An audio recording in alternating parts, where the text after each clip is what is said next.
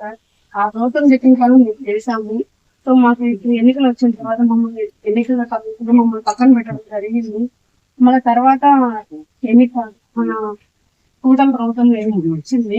వచ్చినప్పటి నుంచి తీసుకోలేదు సార్. మాకు శాలరీ కూడా మాకు ఎలాంటి విధులు తగ్గించి మమ్మల్ని పక్కన పెట్టేశారు. మాకు ఆ బాధను మీరు చెప్పుకున్నామని మమ్మల్ని విధుల్లో తీసుకోమని కోరుకోవడం జరుగుతుంది సార్. మీకు పర్మిషన్ ఇచ్చినా కూడా మేము పవన్ కళ్యాణ్ గారిని కలుస్తాం సార్. ఆయన కూడా మా బాధను చూసుకుంటాము. కొందరినైతే సార్ మాకు కొందరికి తెలియదు కూడా తెలియదు సార్. వాళ్ళకి రాజీనామా చేయాలని వాళ్ళకి చదువుకుని మీరు రాజీనామా అయిపోయింది ఇది అని చెప్పేసి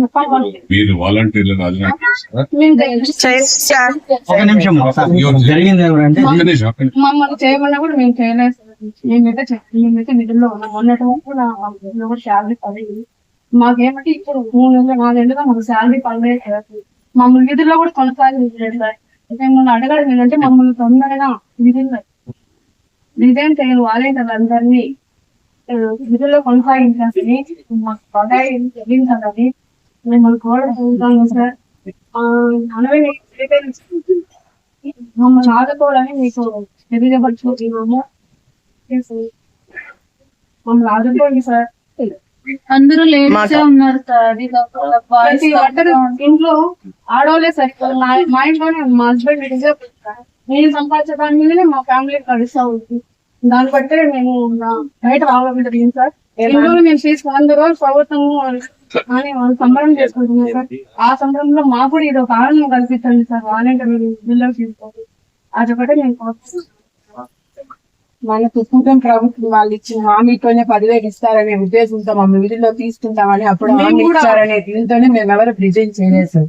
మమ్మల్ని చాలా ఒత్తిడికి గురి చేశారు సార్. అసలు మా ఇంట్లో వాళ్ళని అందరినీ ఇబ్బంది పెట్టించారు. రిజైన్ చేయకపోతే కేసులు పెట్టిస్తాము, మిమ్మల్ని వీక్నెస్ ఏదంటాయో వాటిపైన మిమ్మల్ని ఇబ్బంది పెట్టిస్తామని చెప్పి చేసినా కూడా మేము ఎవరం రిజైన్ చేయకుండా ధైర్యంగా నిలబడాం సార్. ఎందుకంటే మేము ప్రజలకే సేవ చేసినాం సార్. మేము ప్రజల మధ్యనే ఉన్నాం సార్. గవర్నమెంట్ ఇచ్చిన పథకాలు ప్రజలకు చేరవేసాం అంతే. మేము ఏం చేయలేదు సార్. మాకు అసలు రాజకీయం గురించి మాకు సార్ మాకు కావాల్సింది మాకు అందరూ ఎడ్యుకేషన్ పర్సన్స్ సార్. అందరూ చదువుకున్నాం. మేము పనులు కూడా మేము యథావిధిగా చేస్తాం సార్.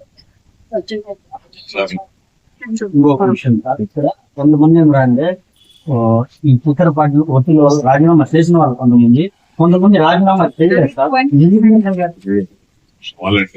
అవును సార్. వాళ్ళు విల్నెస్ వచ్చేసారు. కొంతమంది పరిస్థితి అంటే కొంతమంది పూర్తి ఎక్కడ రిజిగ్నేషన్ ఏమి చేయలేదు. చేయకపోయినా 2 నెలల ముందు నుంచే శాలరీ కట్ అయింది.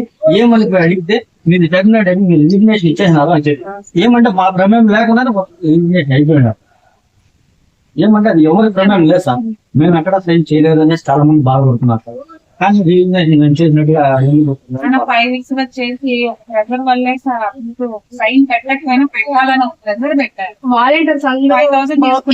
రోడ్డు పడింది సార్. మేము ఒకరినే కాదు, అది మా ప్రాబ్లం సార్. ఇప్పుడు ఇన్ని 5 years గా మేము చేశాను. ఇప్పుడు మీరు కొంచెం సపోర్ట్ చేయాలి సార్. ఇంత మంది వీధిలో ఉన్నాం ఒక జాబ్ లేక. మేము వేరే జాబ్ కి వెళ్లకుండా అంతా ఈ జాబ్ కోసమే నమ్ముకొని ఉన్నాం సార్. కూడా ఉంది తెలుసు, నాకు ఆలోచన మీకు తెలియదు ఏం లేదు. ఈ పరిణామాలు అంతా జరిగినాయి 6 ఏళ్ళు 5 ఏళ్ళు లాస్ట్ ఎలక్షన్ అన్నీ జరిగినాయి. ఇప్పుడు మన ముఖ్యమంత్రి నారా చంద్రబాబు నాయుడు గారు, ఉప ముఖ్యమంత్రి పవన్ కళ్యాణ్ గారు ఇద్దరు దిగులు కూడా దీనిపైన చర్చలు కూడా వాళ్ళు కూడా డిస్కషన్ ఉంది. ఇది ఒకటి రాష్ట్ర వ్యాప్తంగా ఉంది. మన తిరుపతి నియోజకవర్గం కాదు, రాష్ట్ర వ్యాప్తంగా ఉంది.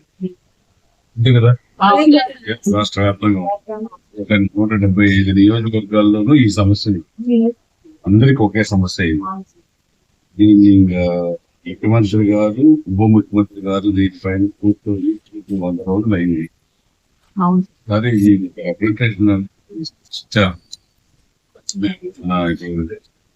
ముఖ్యమంత్రి గారి దృష్టికి తీసుకెళ్తాం, పవన్ కళ్యాణ్ గారి దృష్టికి తీసుకెళ్తాం. ఈ రోజు వస్తున్నారు.